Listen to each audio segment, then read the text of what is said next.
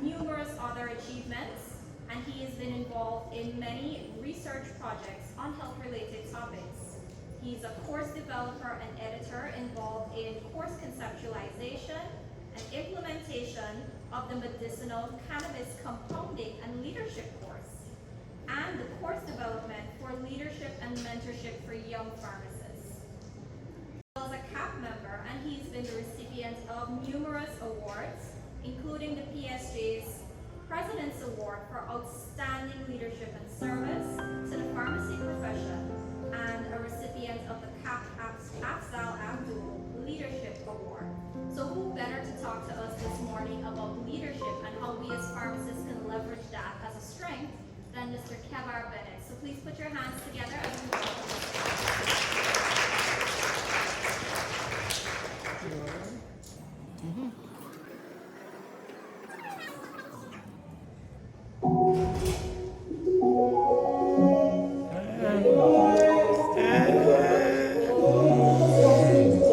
Spread your wings.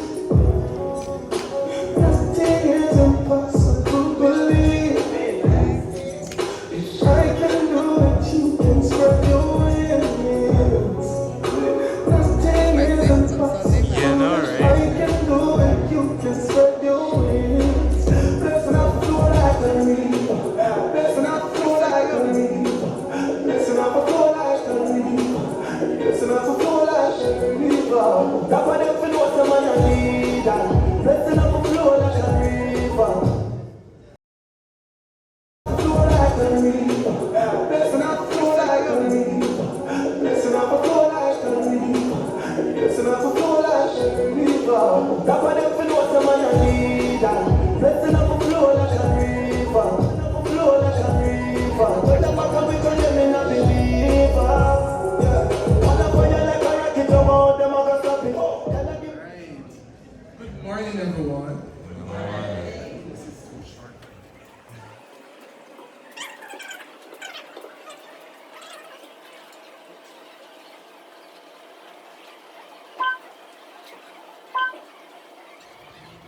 All right. Thank you for your kind introduction. And it is a pleasure to be presenting at another CAP conference. This is my third presentation. I remember as a student, I have been involved in different committees, and therefore I have been involved in the Caribbean Association of Pharmacists. And I was invited by Dr. Smith. And of course, I was the recipient of the Afzal Abdul Leadership Award.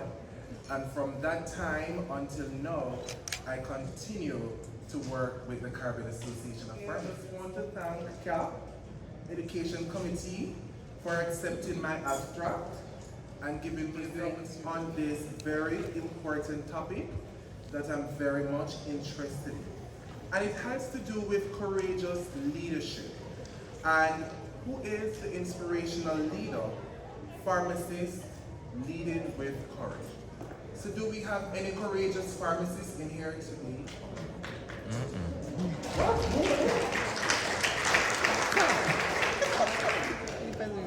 All right, so by the end of my presentation, I hope that we can describe who is a courageous pharmacy leader, and from that we can state the importance of leadership in pharmacy.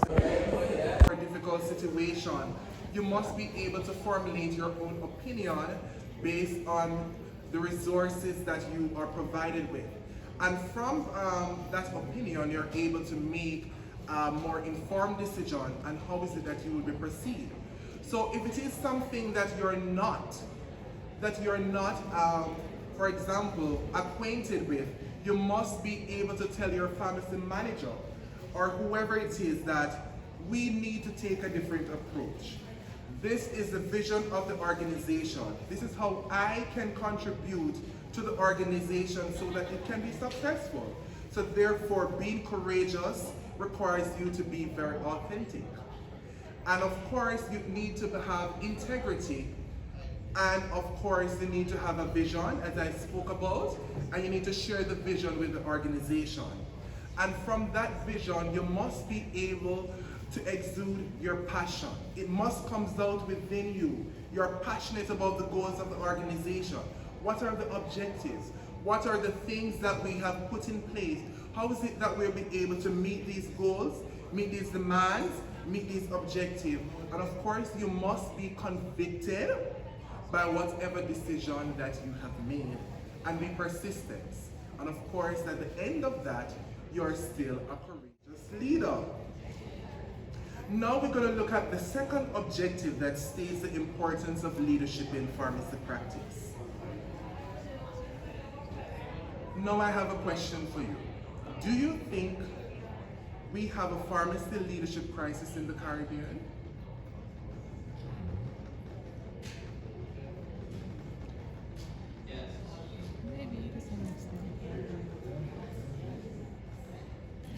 Yes? No? There was actually a study that identified a widespread leadership deficit and a current lack of leadership exemplars within the Caribbean region. Sadly, participants within this study now actually equated leadership with selfishness and self-interest. So therefore, we have moved away from the target of whatever we want to achieve. And in the case of pharmacy practice, a good leader should be able to exemplify is one who really understands firsthand the issues of providing the full scope of patient care. You agree with me? Of course.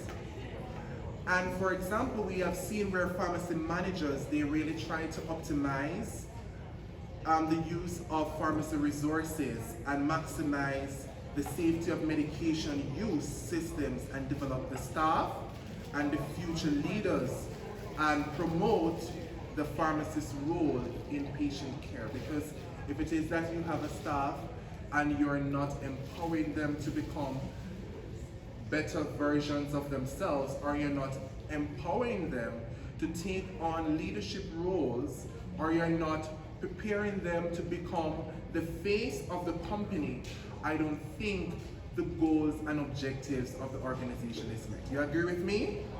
All right, we're moving right along.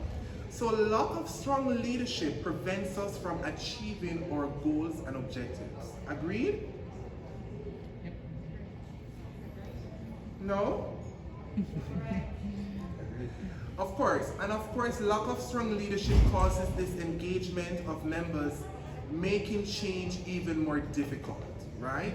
And courage, perhaps above all, leaders must demonstrate courage.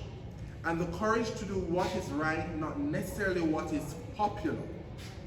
That is important, to take on barriers to support those that they lead.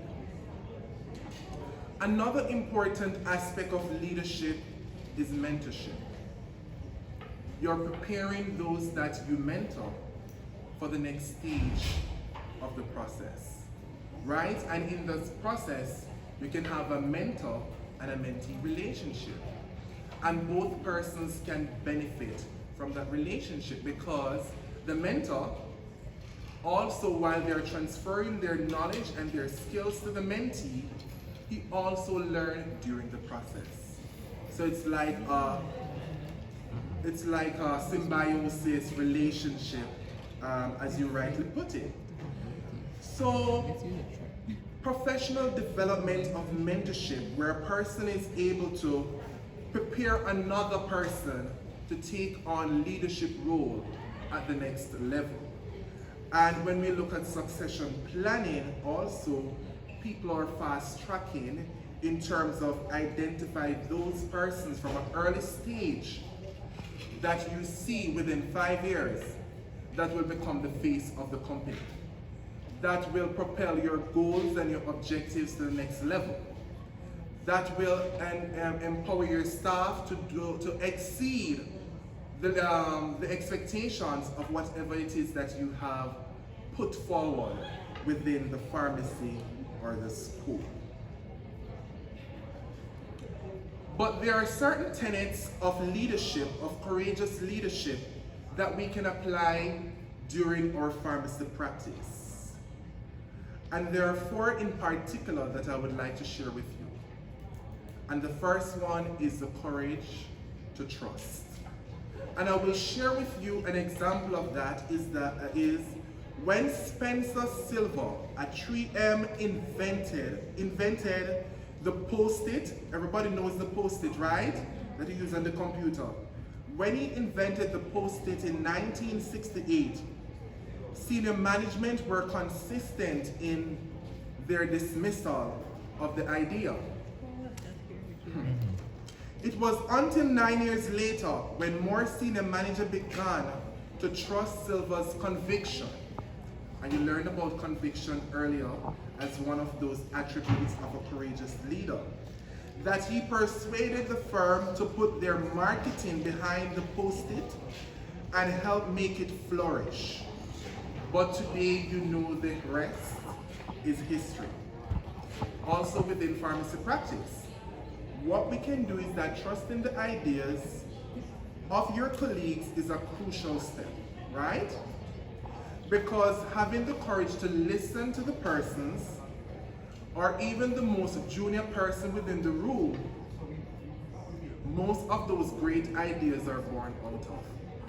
Because not all of the great ideas come from the pharmacy managers, the CEOs, those persons that are chiefs, or even senior executive officers, right? But those ideas rarely, they do come from those persons that you met on the front. When you enter through the pharmacy door, you met somebody that says, hello, good morning.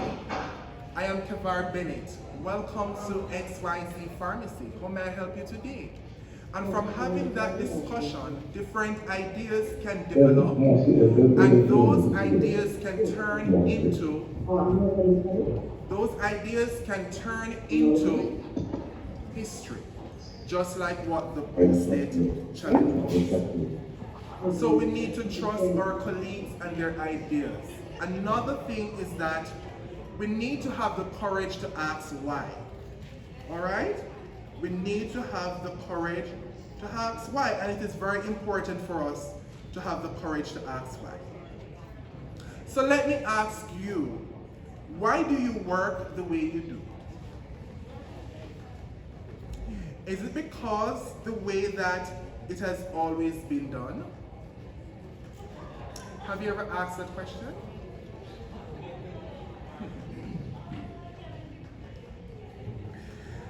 Or is it that can I do it radically different and possibly better? Do you have the support of those pharmacy managers? Those persons that are put in different leadership roles? Do you have their support and the company to allow disruption? And disruption to be a positive word and not something to run away from. Because, for example, if you hear the word no, and I'm sure a lot of us are familiar of hearing it sometimes within our organization, that no is normally seen as a radical statement when somebody says no to you. But it takes the courage to stand up and to say that the plan is wrong. Or it is that the objectives are not going to be met, but there is a better way to do it. All right? The next one that we would like you to think about is the courage to disagree. Is the courage to disagree. And nothing is wrong with you disagreeing with your pharmacy manager or those persons who are placed in those important positions. But it's also important for you to have an appreciative of the perspectives on which you disagreed on. And when you disagree, what is it that you're recommended that can bring about a change, right? And how that change will help you to progress to the next level. And the last tenet that we would like to look at is the courage to take action. But how often do you see failure due to indecision, procrastination, and lack of trying? Is it easy to put off a decision but incredibly difficult to be firm and to make one? It's important. IKEA's sustainable director, he wanted to encourage the use of LED light bulbs. But how did he make this happen?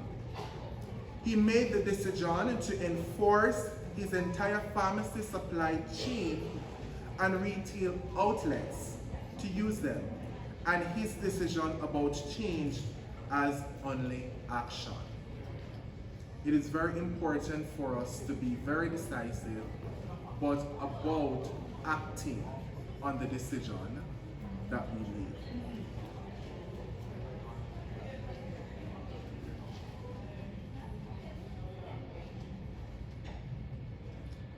All right, so we reached the first poll question, and it says the courage to take action. That's the tenet. It explains how decision brought about changes as only action. Is that true or false?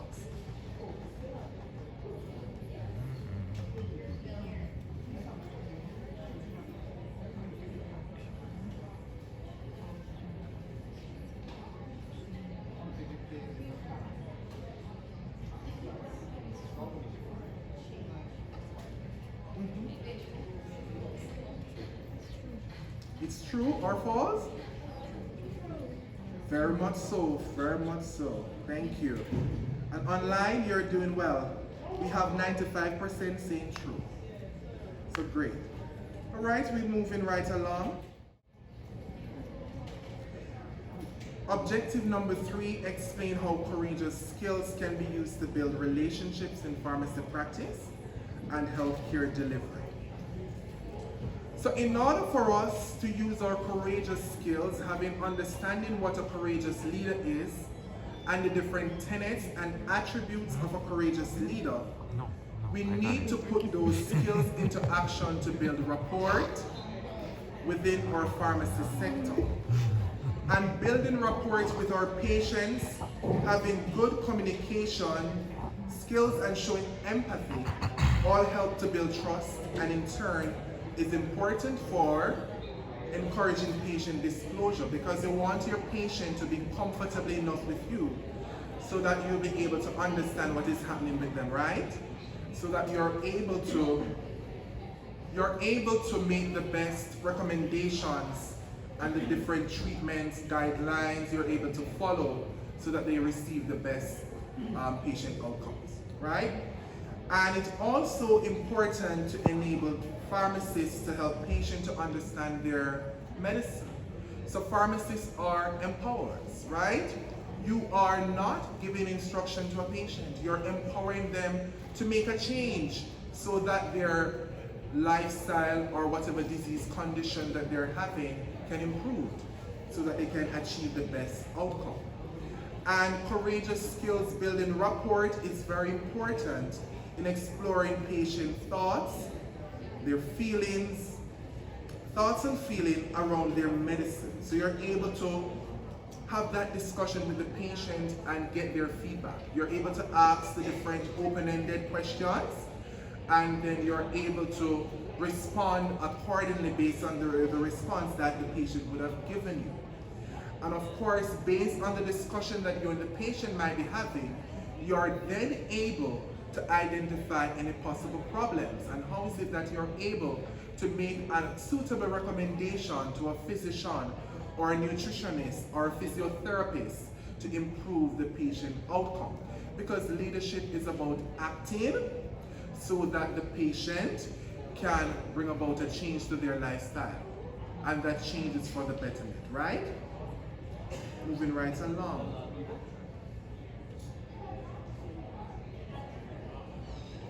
An important part of a patient-professional relationship is the need to understand and also be understood.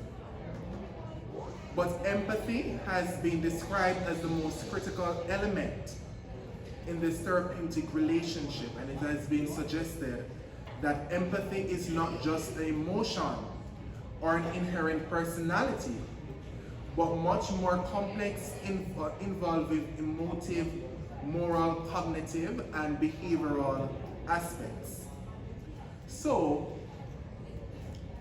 what you're seeing right here is the basic overview of the relationship between sympathy, empathy, and compassion, right? So as you would imagine, that empathy is the ability to share someone else's feelings and experiences. So you're able to put yourself in someone else's shoe, right? And you're able to feel or to imagine what the person is feeling. But also, it should not be confused with sympathy. Because sympathy, which is when a person can understand another person is feeling, but not feel what they feel. So you're able to understand what another person is feeling, but you're not able to feel what that person's feel. So we are having a discussion. For example, a patient comes to you and tell you about a mental health crisis that they have been experiencing since their family breakdown or something of that sort. But you have never experienced it. It has never been something that run in your family or anything like that. So you can share with the person that I understand and I feel, you understand what you are experiencing, but you're not able to relate or to say that you feel what the person is feeling. So we discussed empathy and sympathy, but compassion is considered to be one step further, in which it is when a person is moved by the suffering and distress of another and consequently feels no compassion, you're able to feel the desire to act, to relieve their suffering, right? So compassion brings about an action.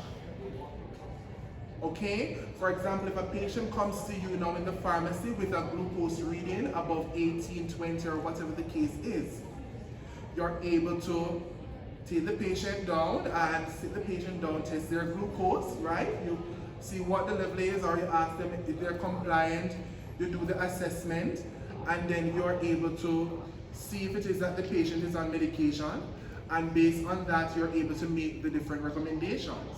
So you're able to do an action based on compassion. So therefore, compassion arises from empathy, but it is characterized by action. So compassion is also a major motivator of altruism. All right? So therefore, sympathy, empathy, and compassion, you should never forget or mix them up.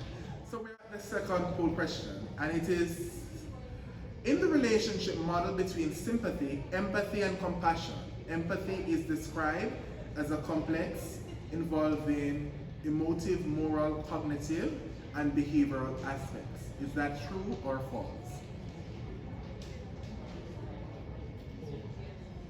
Poll online.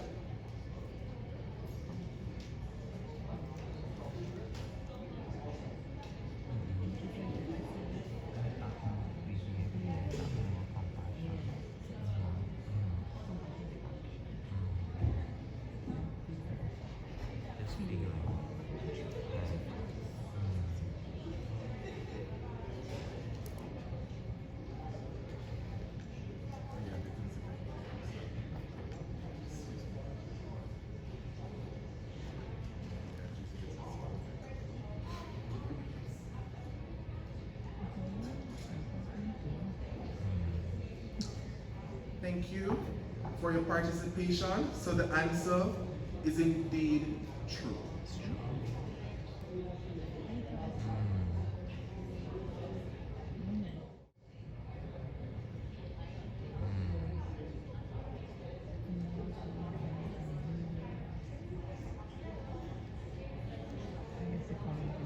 So how do we demonstrate now empathy and compassion within pharmacy practice? Because you understand the differentiation between them. So in demonstrating it, it is very important for us to consider the patient. And in considering the patient, you need to take a holistic view. And that holistic view has to deal with the physical, the social, the cultural, and the psychological aspect of a patient. But pharmacists do not have to agree with patients to demonstrate clinical empathy, but rather empower them to take ownership of their treatment. And in another demonstration, you need to ask the patient effectively. Ask them effective questions in order to understand the patient perspectives. So you're able to ask them about their situation, and from that you're able to create a common goal. And this can be achieved through asking open-ended questions and clarifying responses and probing questions. So an example can be, you said you weren't been sleeping well. Can you tell me more about that? And also it is important for pharmacists to summarize what a patient says to check that their interpretation is accurate, just to make sure that you really understand what the patient says and you have not gotten a different perspective from what the patient is saying, right? And of course, we need to reinforce the message to be relayed with politely articulated closing questions. And that can be, do you have any further questions at the end of the discussion? Or you can say, were you happy about the interaction today? And they can tell you.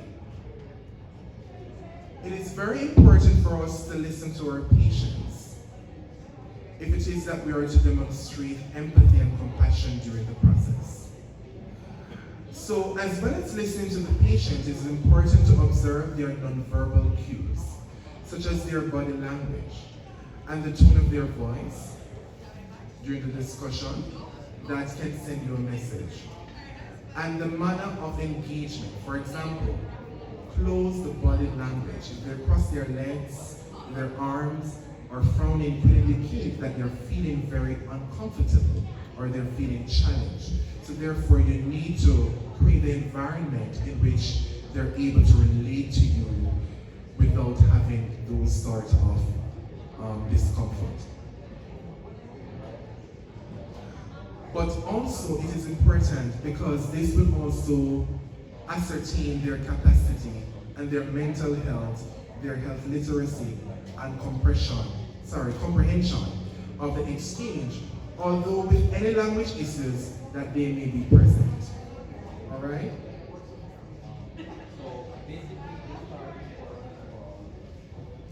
Using silence can also help to demonstrate empathy and compassion during our patient care practice.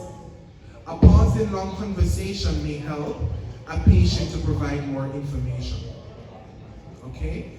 And training various techniques have been used to teach empathy, including communication skills, training patient narratives, creative arts, drama, and patient interviews.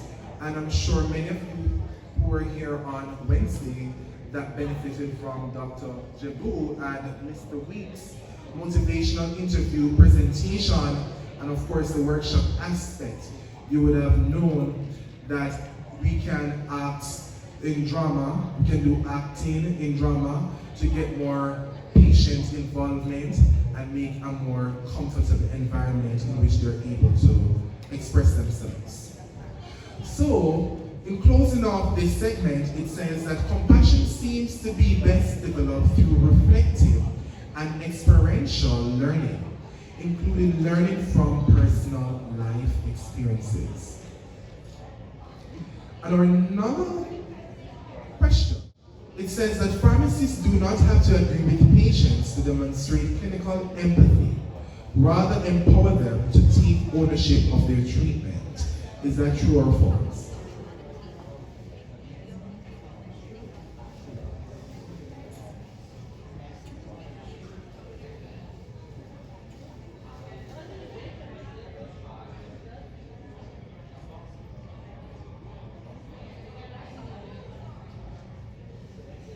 Alright, so the online 100% says true. Excellent.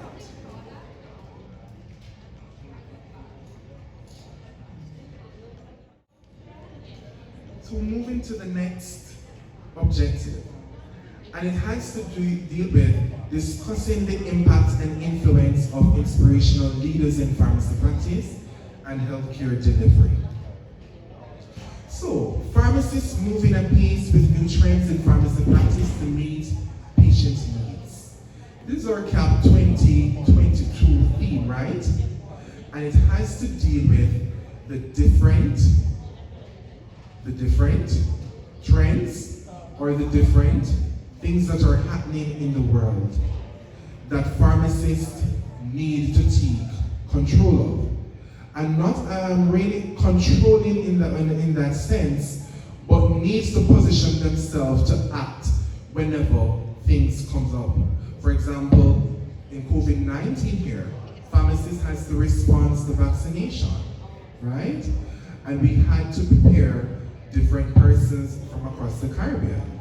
And we know that Bahamas has a contingency that is trained, Jamaica too, and also the Cayman Island has also had have one person, I think, that was able to administer a COVID-19 vaccine.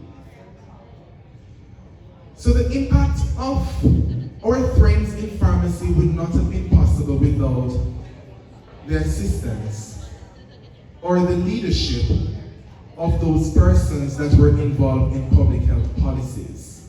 And I spoke about the COVID-19 administration of vaccine in the Caribbean, in which pharmacists had to prepare themselves to position to take on this challenge. So,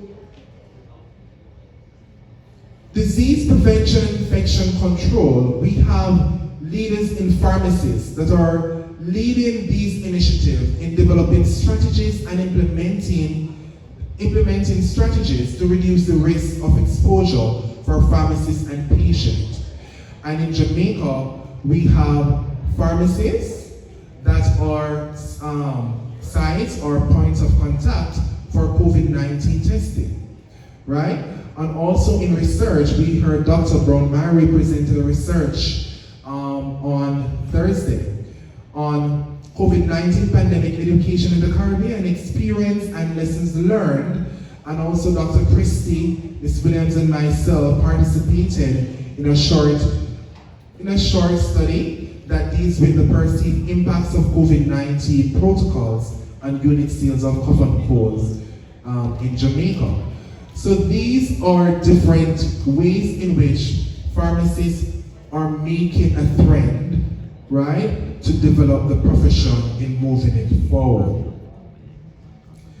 In terms of drug supply management in Canada, in order to reduce the need for medical appointment, pharmacists were authorized to adopt or repeat dispensing of prescription medicines for patients with chronic conditions. And of course, in Jamaica, we know we have the National Health Fund, in which allowed 3 months worth of medication during the pandemic to be dispensed to patients with chronic illnesses. And in Australia now, you have some government subsidized prices for medication. And of course, where there was drug shortage in certain times in the pandemic, where we did not have all the supply of drug, pharmacists has to act in a way in which we are able to make the suitable recommendations based on the drug class, the classification, the bioavailability, or the biosimilarity of the drug. So you're able to think quickly and to act accordingly whenever you do not have all the resources in place. And of course, that really defines you as a courageous leader. In patient care too, pharmacists quest to become legal e-prescribers in Jamaica and the Caribbean, in which we have different regulations. We have different people lobbying for regulations and the implementation of a legislation so that we will be able to become legal e-prescribers, and I'm sure this is similar within other Caribbean jurisdictions. In terms of medication management review through digital healthcare system, in which we are able to utilize telemedicine, telehealth, and we're able to use different digital healthcare applications to advance our pharmacy practice. And one such tool was the development of software application to facilitate pharmaceutical services. Example, the QVSRX app, which is still being utilized in the Bahamas. So now we can also think back locally at our great Caribbean leaders and mentors of the last century. And each of these persons have one common goal in mind, and it is to advance pharmacy practice. Right? We know that Dr. Ellen Campbell Grizzle, she's the past president of CAP. She led a National Council on Drug Abuse initiative, and the intention of this initiative is to reestablish satellite pharmacies in Jamaica, which is the first contact point for substance abuse clients. We know that our Madam President, that Singh, she was also recognized as one of the 25 most influential women in Guyana. We have Dr. Marvin Simmet, and we have many other inspirational leaders locally that are doing new things to advance pharmacy practice within the Caribbean sector. So I pause today to close with my inspirational story. And my inspirational story began when I applied to the University of Technology, and that was in 2012. And when I applied to the University of Technology, I was not accepted at the first time. But during that time, I was given another offer, and the offer was to pursue the bachelor's program in public health and health inspection. But being the courageous person that I was, I decided that I was going to pursue the bachelor's in public health and health inspections, but I knew that pharmacy was my first love. So I took on the initiative and enrolled in the Bachelor of Public Health course. But I still inquired what were the requirements to get into the pharmacy program at UTech. And Dr. Andrea Wilkins Daly, she was the program director at that time. And I inquired, and she says to me that I need to attain a GPA of over 3 point something. So you have to be like an A student in order to transfer from one program to another program. But I have the goal in mind, and I knew my vision, and I knew what my mission was. I still enrolled in the BSc in Public Health program, and of course I went through the first semester, attaining, I think it was a 3.5 GPA. The next semester, I went into the semester not how I thought I was going to end the semester because of different challenges that arose. But even though my GPA was a little bit below 3.2, based on the cumulative average, I was able to matriculate to the Bachelor of Pharmacy program the following year. And I entered the Bachelor of Pharmacy program, and from that, I was inducted as the president of UTAPS during my second year. And after I was inducted as president of UTAPS during my second year, I leave the organization in a way that was better than what I found it in which I passed on to the next administration. And after I enrolled in UTAPS and I graduated from UTech right here, I enrolled in a master's degree. And after enrolling in the master's degree, it was in 2019 at that time, I was awarded CAP Leadership Award right here, in which I sat on different committees. And based on my background and my involvement in different sectors and different committees and different pharmacy-related programs, I was invited to be a youth parliamentarian for Jamaica, and that was recently. But I don't know what the next phase will be. But I know that I am a courageous leader, and I continue to lead with a mission and having the vision that is clear-cut. So what is it that you will be leaving here today after you completed this entire week of convention? Will you be going back to your different pharmacies, just the way that you came? Or will you leave in a more empowered way to impact the lives of those patients that you will be interacting with on a daily basis?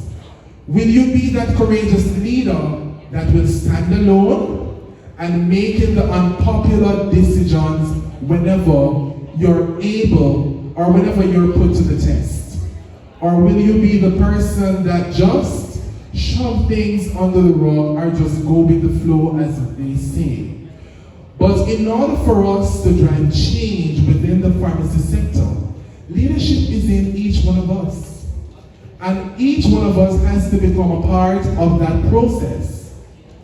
And the process begins with our initiation. And from that initiation, we have to act. We have to develop the skills. We have to make the networking. And we also have to execute based on those foundations in which we would have put in place. So if I can do it, you can do it too. Spread your wings, pharmacists. Thank you.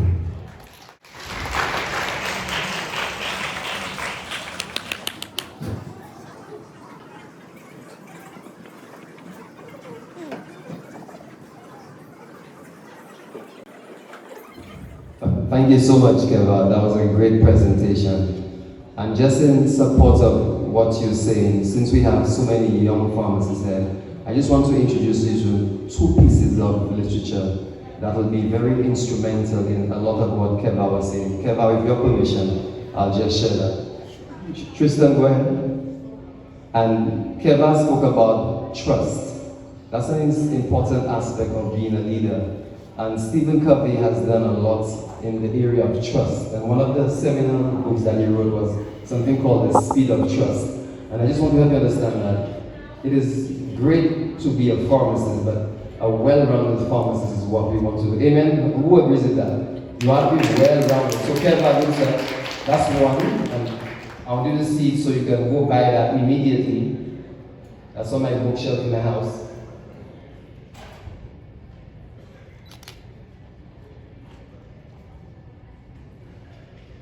That's one. So take that down so you can, read that. And some of the stuff Kevin is speaking about, you can see more about that. The other one is one of the best I think I've read, and it's called Great Leaders Ask Great Questions.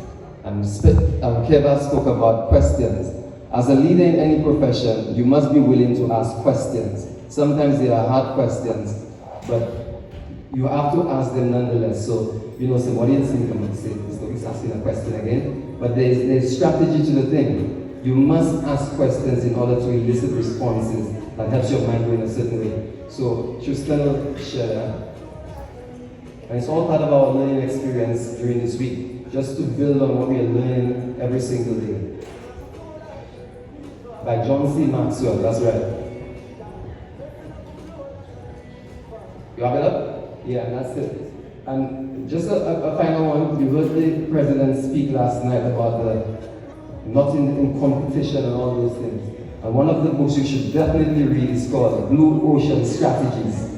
And it's by two Harvard professors, W. Chan and Renee Marburg, I think. And it speaks, we don't have a picture, but just check it out. Blue Ocean Strategies. So what it speaks about is just what the president was saying, we don't have to be in competition. There's a large blue ocean for everybody to share and to be successful. So Keva, thank you for taking us along that direction.